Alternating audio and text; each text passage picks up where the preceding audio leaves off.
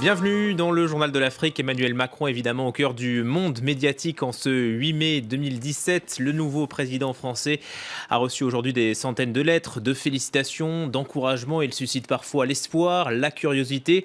Quelle sera sa relation, sa politique avec l'Afrique? Avant d'y répondre avec notre invité ce soir, Lionel Zinsou, bonsoir. Bonsoir. On va récolter quelques réactions sur le continent. D'abord, cap sur la Côte d'Ivoire où nous attend Arnaud Froger.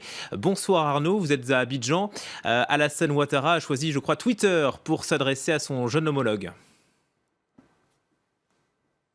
Oui, effectivement, Julien, le président ivoirien, a adressé sur les réseaux sociaux ses chaleureuses félicitations à Emmanuel Macron suite à, je cite, sa brillante victoire à l'élection présidentielle française. Alassane Ouattara fait part de sa disponibilité à œuvrer au raffermissement des liens qui unissent la France et la Côte d'Ivoire, des liens qui, vous le savez, sont très forts, économiques, mais aussi sur le plan sécuritaire. La France et la Côte d'Ivoire sont fer de lance, ici en Afrique de l'Ouest, de la lutte contre le terrorisme. Je vous rappelle que la France dispose à cet effet d'une base militaire ici, à Abidjan. Nous avons également pu joindre par téléphone le chef de file de l'opposition, Pascal Affinguessan, qui nous a confié un certain soulagement après le vote des Français face à un adversaire qui incarnait, selon lui, du protectionnisme, je cite, et un nationalisme exacerbé. Plus généralement, l'élection d'Emmanuel Macron en France s'est plutôt bien accueillie ici en Côte d'Ivoire. On salue un président jeune qui peut être porteur de relations un peu moins paternalistes, peut-être plus égalitaires entre la Côte d'Ivoire et son ancienne puissance coloniale. Un dernier mot, je vous signale qu'Emmanuel Macron a réalisé ici, chez les Français établis en Côte d'Ivoire, l'un de ses scores les plus importants, avec 83,6% des suffrages exprimés. Merci beaucoup Arnaud Froger. On a mieux, Emmanuel Macron rafle la mise. En Tunisie, là-bas, les Français l'ont choisi à près de 94%. On rejoint sur place notre correspondant à Tunis, Sandro Luiten. Sandro, c'est un plébiscite populaire et politique puisque Béji Caïd Essebsi évoque une élection brillante.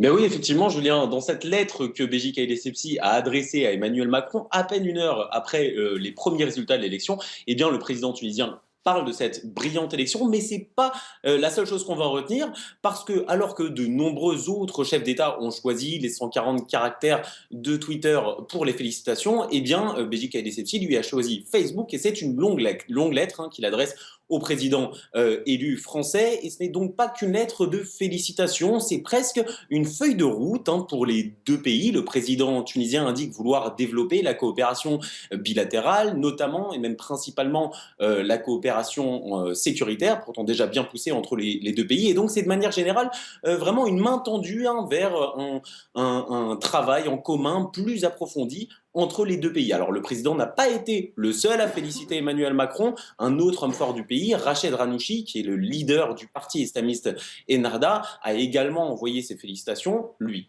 par Twitter.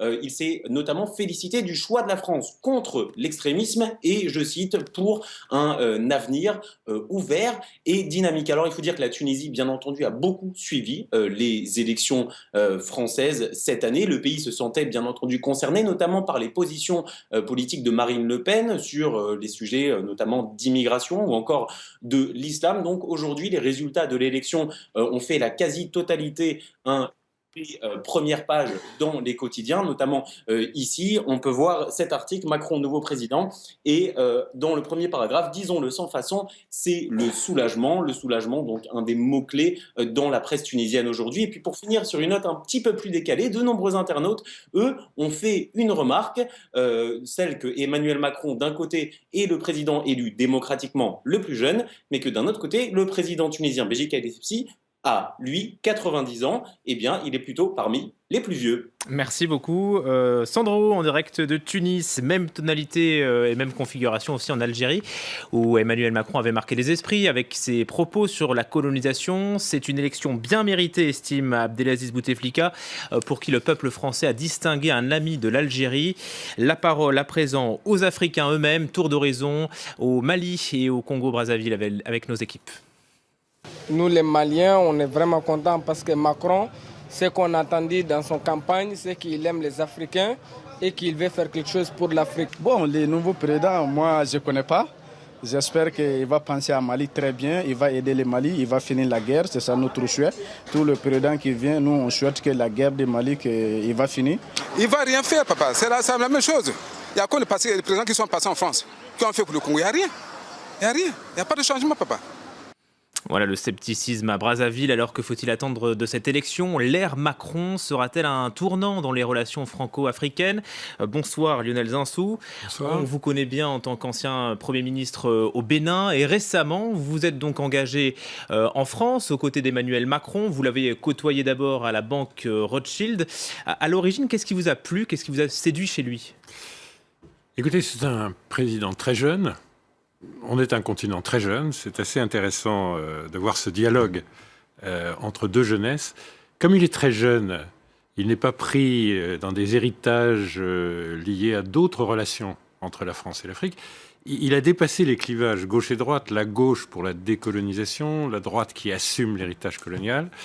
Et en même temps, il a affirmé des valeurs qui, je crois, ont été vraiment reconnues en Afrique comme très importantes. Contre la xénophobie, le racisme, évidemment, mais aussi en n'assumant pas l'héritage de la colonisation, le désignant comme crime, en prenant des risques politiques intérieurs en disant ça, notamment la droite et l'extrême droite ont créé un tollé contre ces déclarations en Algérie, mais je crois que ça a été très entendu sur tout le continent et aussi chez les afro-descendants de la diaspora. D'ailleurs, la diaspora a toujours été évoquée par lui comme apportant quelque chose à la culture de la France. Ça, c'est assez nouveau, c'était assez rare dans la campagne. Donc il y aura, selon vous, une nouvelle approche avec l'Afrique? Ah oui, je pense que clairement, c'est l'approche d'une nouvelle génération. Et d'ailleurs, il se sent très comptable du futur.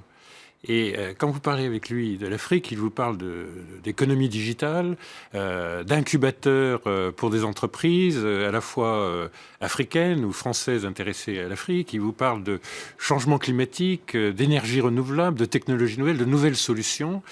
Un petit peu d'ailleurs comme il le fait parlant de l'économie française. Donc c'est un homme qui est à la fois dans l'innovation, même un peu dans ce qu'on appelle en anglais de la disruption. C'est quelqu'un qui fait bouger les lignes, qui change complètement l'état d'esprit, l'esprit public. Donc on attend la même chose sur l'Afrique. Et il veut doubler l'aide au continent sur son mandat, son quinquennat, donc sur 5 ans.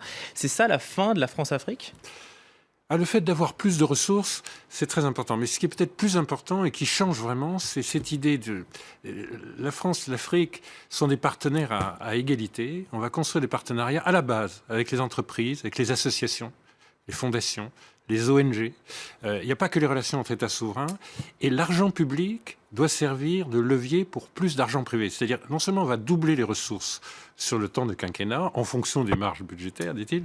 C'est un homme raisonnable sur le budget, mais ça doit faire levier d'argent qui viendra d'investisseurs, de banques, et de façon à ce qu'on ait en fait beaucoup plus que 2 fois la masse. C'est-à-dire qu'il a compris que là, on a un effort de mobilisation que la France avait un petit peu de mal à faire. Elle a réformé l'AFD, le président Hollande a déjà quand même beaucoup changé la donne, mais la France a perdu du terrain, elle se donne des instruments pour être au service d'une accélération de la croissance de l'Afrique, dans un esprit qui n'a plus rien à voir avec quelque chose qui, il y a quelques décennies, ressemblait un peu à de la condescendance. Tu as besoin d'assistance, je vais t'assister. Non, c'est pas ça du tout.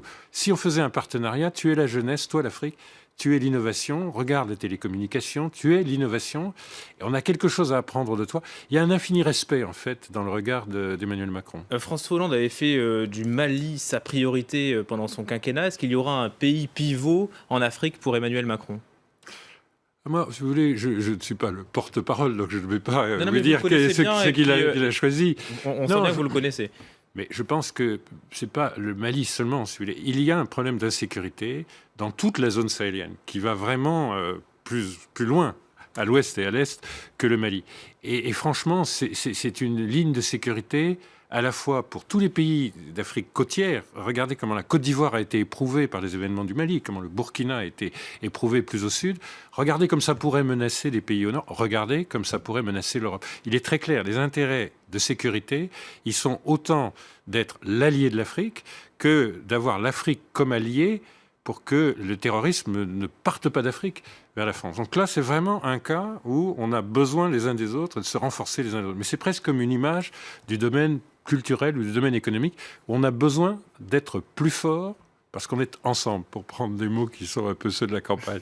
Merci beaucoup Lionel Zinsou d'avoir été notre invité. On referme donc avec vous cette page consacrée à l'élection d'Emmanuel Macron hier. L'actualité africaine à présent avec ce soulagement au Nigeria. 82 des 276 lycéennes de Chibok sont libres. Elles ont passé 3 ans dans l'enfer de Boko Haram.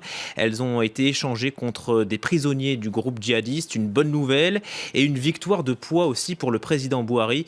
Ce dernier les a reçues dimanche à Abuja avant de plier bagage pour Londres, un nouveau déplacement médical qui relance les rumeurs sur son état de santé. Clément Bonnereau. Il n'avait pas été vu en public depuis 2 semaines. Le président nigérian Muhammadu Buhari apparaît très affaibli dimanche alors qu'il rencontre 82 lycéennes de Chibok libérées la veille. Quelques heures plus tard, il s'est envolé pour le Royaume-Uni, direction Londres, pour de nouveaux examens médicaux. La durée du séjour du président à Londres sera déterminée par les médecins. Le gouvernement continuera à fonctionner normalement sous la direction avisée du vice-président.